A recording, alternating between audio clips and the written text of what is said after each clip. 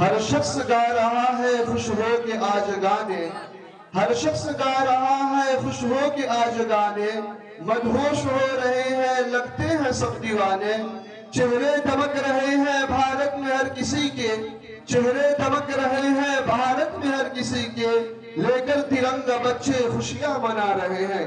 آئیے حضرات، پھر سے میں اپنے تمام مہمانوں کا شکریہ ادا کرتا ہوں اور اس پروگرام کو آگے بڑھاتے ہوئے برادرم منظر عالم کو دعوت سخن دیتا ہوں کہ وہ آئے اور اپنی تقریر پیش کرے۔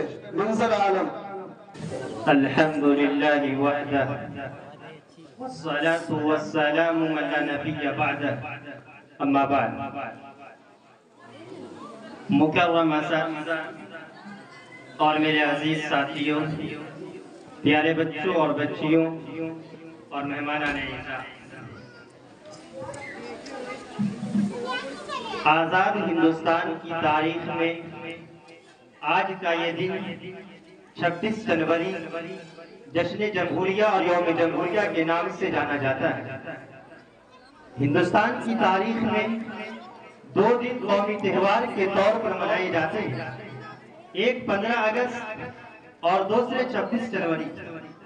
15 اگست 1947 میں ہمارے ملک کو انگریزوں کی غلامی سے آزادی نصیب ہوئی تھی، اور 26 جنوری 1950 میں ہمارے ملک کا اپنا قانون، اپنا دستور، اپنا آئین نافذ کیا گیا تھا۔ اس لحاظ سے یہ دن تاریخی اہمیت کا حامل ہے۔ ہمارا یہ ملک ایک سیکولر اور جمہوری ملک ہے جو مختلف مذاہب اور مختلف قوموں کا گہوارہ ہے، اور جمہوریت نام ہے عوام کی حکومت کا، اور جمہور کے 4 اہم عناصر ہیں، 4 اہم ستون اور پلرز۔ نمبر 1 مجلس مقننہ، نمبر 2 مجلس انتظامیہ، نمبر 3 مجلس عدلیہ، اور نمبر 4 صحافت، جسے ہم اور آپ میڈیا کہتے ہیں۔ مجلس مقننہ یعنی قانون ایسا بنایا جائے جو ہندوستان کے باشندوں کے لیے صحیح ہو، کسی خاص جماعت، کسی خاص گروپ، کسی خاص مذہب کے لیے نہ ہو۔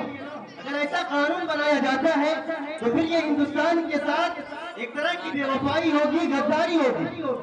اور دوسرا جو ستون ہے وہ ہے مجلس انتظامیہ، جو ملک کی باغ ڈور سنبھالے ہوئے وہ حکمراں ہو یا پولیس یا سرحدوں پر کھڑے آرمی حضرات ہو، ان کا صحیح ہونا، ایماندار ہونا اور امانتدار ہونا ضروری ہے۔ اور تیسرا جو پلر ہے وہ ہے مجلس عدلیہ، چاہے ہائی کورٹ ہو، سپریم کورٹ یا ذیلی عدالتیں، ان عدالتوں کے نظام کا بہتر ہونا ضروری ہے تاکہ چہرے دیکھ کر فیصلہ نہ ہو، دوستی کے بنیاد پر فیصلہ نہ ہو، فیصلے شواہد اور دلائل کی بنیاد پر ہوتے ہیں۔ اور چوتھا جو ستون ہے وہ ہے صحافت، جسے ہمارا میڈیا کہتے ہیں۔ یہ 4 جمہوریت کے اہم ستون ہیں، اور یہ بات آپ خود اچھی طرح سے جانتے ہیں کہ جب کسی عمارت کا ستون گر جایا کرتا ہے تو عمارت منہدم ہو جایا کرتی ہے، وہ مکان بکھر جایا کرتا ہے۔ یہی صورتحال آج ہماری جمہوریت کا ہے۔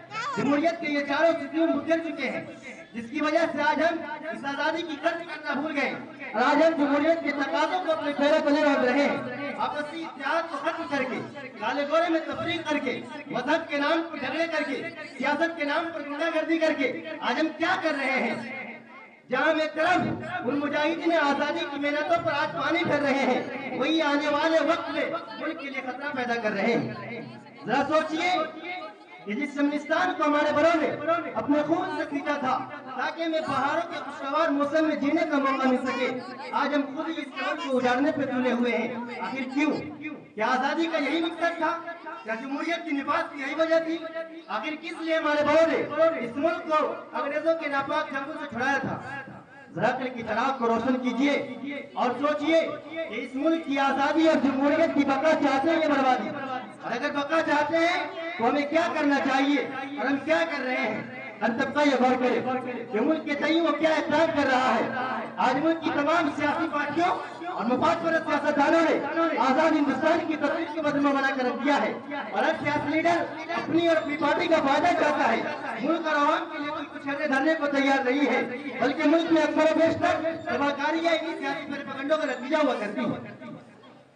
آج ملک میں کوئی ایسی سیاسی پارٹی نہیں جو ملک کی سطح پر مضبوط ہونے کے باوجود ملک کی کامیابی چاہتی ہو، ملک کی ترقی چاہتی ہو۔ جب تک یہ سیاسی پارٹیاں تعصب، خودنمائی، حق تلفی، دو نظری، کرپشن اور برادری کے راہ کو چھوڑ کر یکجہتی، سچائی، انصاف پسندی اور انسان دوستی کے راستے پر نہیں آئے گی، تب تک ملک کا فضا ناخوشگوار اور یہاں کا ہر باشندہ پریشان رہے گا۔ یقینی طور پر ہمیں جشن جمہوریہ منانا چاہیے، کیونکہ یہ دن بڑی قربانیوں کے بعد ہمیں حاصل ہوا ہے۔